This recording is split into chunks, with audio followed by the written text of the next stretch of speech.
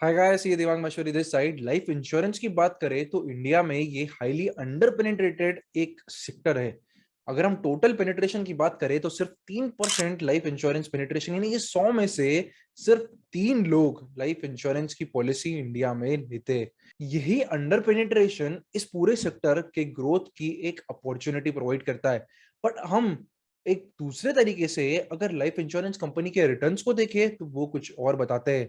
HDFC life insurance की बात करें तो पिछले एक साल में उसने -20% का रिटर्न दिया है। अगर हम बात करें एसबीआई लाइफ की तो पिछले एक साल में सिर्फ 27% का रिटर्न दिया है। अगर हम बात करें आईसीआईसीआई प्रूडेंशियल की तो पिछले एक साल में 17-18% का रिटर्न ही दिया है। तो ये दो ड्रास्टिकली अपोजिट सिचुएशन है, एक है फैक्ट्स और एक है स्टोरीज। इसका प्राइमरी रीजन क्या रहा है? इसका प्राइमरी रीजन रहा है प्रॉफिट में ग्रोथ का ना होना।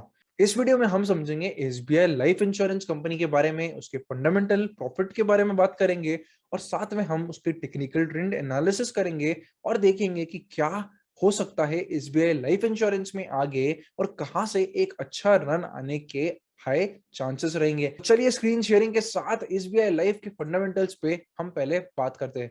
SBI life insurance company limited company का ओवरऑल मार्केट कैप देखिए तो 1,14,000 करोड़ का है। बात करते हैं हम सेल्स और प्रॉफिट ग्रोथ की। अगर आप कंपनी का सेल्स ग्रोथ देखें तो कंपनी का सेल्स ग्रोथ तो काफी अच्छा है। लास्ट 5 साल का अगर आप सेल्स ग्रोथ देखें तो 33% है।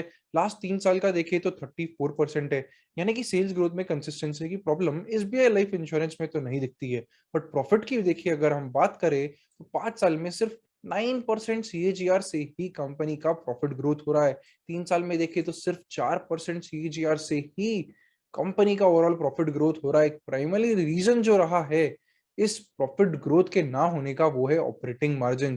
2016 में अगर आप देखें तो कंपनी के ऑपरेटिंग मार्जिन काफी अच्छे थे। 5% के ऑपरेटिंग मार्जिन में कंपनी थी। उसके बाद से ही ये परसेंटेज गिरता ही जा रहा है, अभी 1% पे आ गया है। तो जैसे ही ये मार्जिन फिर इंप्रूव होगा, थोड़ा प्रॉफिट ग्रोथ वापस से दिख सकता है इन कंपनीज में। तो ये प्रॉफिट में जो स्लो ग्रोथ है वही स्लो ग्रोथ ओवरऑल हमको प्राइस के परफॉर्मेंस में भी दिख रहा है। ये है एसबीआई लाइफ का मंथली चार्ट। हम मंथली चार्ट पे पहले एनालिसिस करेंगे, देखेंगे कि वाइडर पिक्चर क्या बोलती है। यहाँ पे हमको एक क्लीन कट चैनल दिखती है। हम दो ट्रेंड लाइंस बनाएंगे। एक तो ये ट्रेंड लाइन हो गई जहां पे ये मल्टीपल दो टच पॉइंट्स है।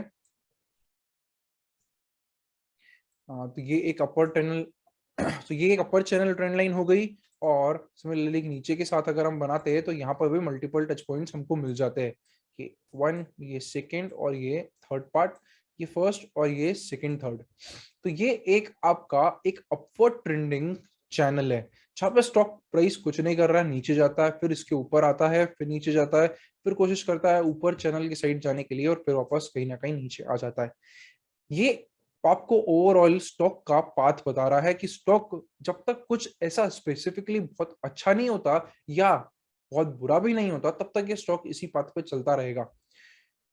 अगर आप इसी के साथ दूसरे सेक्टर में दूसरी कंपनियां, जैसे कि अगर हम एचडीएफसी लाइफ की बात करें और आप उसकी भी चार्ट देखेंगे तो आपको सेम चीज दिखेगी कि स्टॉक जो है एक पर्टिकुलर चैनल फॉर्मेशन में चल रहा है। ये आपके सामने चैनल फॉर्मेशन और टच पॉइंट्स ऑलरेडी मार्क्ड है।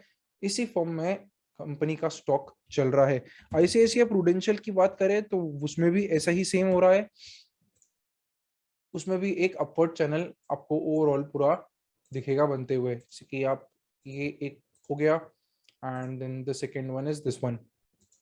तो यहाँ पे भी एक अच्छी अपवर्ड चैनल ओवरऑल दिख रही है।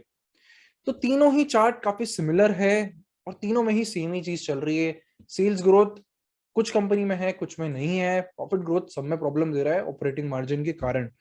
तो ये सेक्टर में अगर हम बात करें क्या अभी आपको इन्वेस्ट करना चाहिए, तो नहीं। जब तक इस सेक्टर में कुछ अच्छा हमको नहीं दिखता है वापस से होते हुए operating margin point of view से, इन सेक्टर्स को आप अभी अवॉइड कर सकते हैं। सबसे अच्छी अपॉर्चुनिटी इन सेक्टर में करंटली एज ऑन डेट नहीं है। क्या ये कंपनीज लॉन्ग टर्म के लिए अच्छी है? तो हाँ, ये कंपनीज लॉन्ग टर्म के लिए अच्छी है क्योंकि ओवरऑल लाइफ इंश्योरेंस सेक्टर का पेनिट्रेशन काफी कम है। बट क्या सिर्फ यही जरूरी है? देखिए, एक अच्छी कंपनी जरूरी नहीं एक अच्छा स्टॉक हो। सोचिए कि अगर आपने एसबीआई लाइफ पिछले 1 साल से होल्ड करके रखा है, तो अभी आपको सिर्फ 27% रिटर्न मिला होगा, जबकि काफ़ी सारी ऐसी कंपनीज़ थी, जो कि 2 गुना, 3 गुना, 4 गुना भी हो गई। स्टॉक मार्केट में सिर्फ इन्वेस्ट करने के लिए इन्वेस्ट नहीं करना है, यहाँ पे आपको मनी का अपॉर्च्युनिटी लॉस्ट भी समझना पड़ेगा और इसीलिए आपको कंपैरेटिव एनालिसिस भी करना ज़रूरी है। सो ये है ओवरऑल एसबीआई लाइफ का एनालिसिस। जब तक ये ट्रेंड लाइन के ऊपर नहीं जाता है, अराउंड 1500 1600 के ऊपर, ये पर्टिकुलर चैनल के एक अच्छा मोमेंटम यहाँ नहीं दिखेगा।